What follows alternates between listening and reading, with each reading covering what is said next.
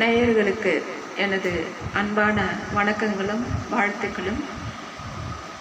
நம்முடைய செயல்பாடுகளில் முதலாவதாக வகிக்குவது நேரம். இந்த இருக்கும் நேரத்தையும் காலத்தையும் நாம் சரியாக பயன்படுத்தினால் நிச்சயமாக நம்முடைய ஒரு சிறப்பான அங்கீகாரம் நம்மை உயர்வான இடத்தில் உட்கார வைத்துவிடும். அதுக்கு காலமும் நேரமும் மிகவும் முக்கியமானது. ஒரு கதாநாயகனை வர்ணித்து பாடல் எழுதப்பட்டுள்ளது என்று எழுத வேண்டும் என்று இயக்குனர் சொல்லியிருக்க, ஒரு கதாநாயகனை குறித்து ஒரு பாடலாசிரியர் எழுத வேண்டும்.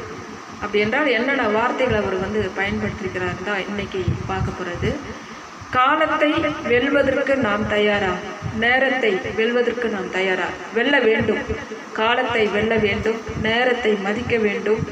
ஆக காலத்தை வென்று இந்த காவியத்தில் நின்று நாம் வெற்றி பெற வேண்டும் என்றால் ஒவ்வொருவரும் கதாநாயகனாக, ஹீரோவாக நம்முடைய வாழ்க்கையை நாம் நடைபெற வேண்டும். இதில் என்ன, நடந்தால் அதிரும் ராஜநடை அப்படின்னு சொல்லியெல்லாம் வார்த்தை வரணும். அது ஒவ்வொருவருக்கும் பொருந்த வேண்டும். அந்த அளவுக்கு நாம் நேரத்தையும் காலத்தையும் சரியாக பயன்படுத்தி காலத்தை வென்று ஒரு காவியமாக நின்று வாழ்க்கையில் வெற்றி பெற எமது அன்பான வாழ்த்துக்களை நான் தெரிவித்துக் கொள்கிறேன்.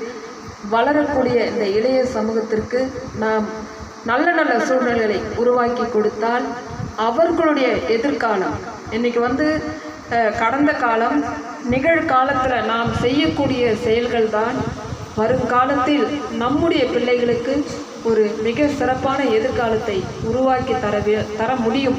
அதற்கு நாம் சிறந்த கதாநாயகனாக இருந்து இந்த காலத்தை வென்று ஒரு காவியமாக குடும்பத்தில் நின்று ஒரு வருகின்ற நம் பிள்ளைகளுக்கு ஒரு சிறப்பான எதிர்காலத்தை உருவாக்கி தருவதற்கு நாம் நேரத்தை மதித்து செயல்படுவோம். வீணாக நேரத்தை கழிப்பதை விட நமக்கு தெரிந்த வித்தைகளை சமூகத்தில் விதைப்பது நல்லது. மற்றவர்களுடைய திறமைகளை நாம் மதித்து நடந்தால் இறைவனுடைய அருள் நிறைவாக நமக்கு இருக்கும். மற்றவருடைய திறமையை மதிக்காமல் நாம் செயல்பட்டால் இறைவனை வழிபடுவதில் பயனில்லை. ஏனென்றால் அந்த திறமைகள் அத்தனையும் அவருக்கு சொந்தம். இறையருள் பெற்றவர்களால் மட்டும்தான் அந்த இசையை கொண்டு வர முடியும். அந்த அடிப்படையில் இன்று ஒரு அற்புதமான பாடலை நாங்கள் வழங்குகிறோம். புரட்சி தலைவரை ஒரு காவியமாக வர்ணித்து பாடக்கூடிய ஒரு பாடல். அவர்களெல்லாம் கடந்து போனவர் ஒரு காலமாக இருந்தாலும் கூட இன்றும் நினைத்து பார்க்கும் அளவிற்கு அவர்களுடைய உழைப்பு இந்த சமூகத்திற்கு கிடைத்திருக்கிறது.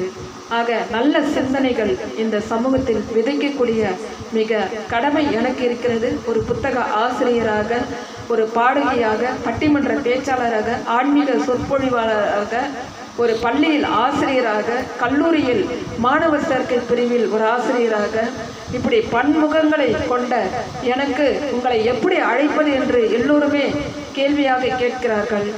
நான் சொல்கிறேன், என்னை பன்முக வித்தகி என்று ஒருவர் பெயரிட்டுள்ளார். அதே நீங்கள் பொருத்தமாக வைத்துக்கொண்டு பன்முக வித்தகி என்றே நீங்கள் அழைக்கலாம்.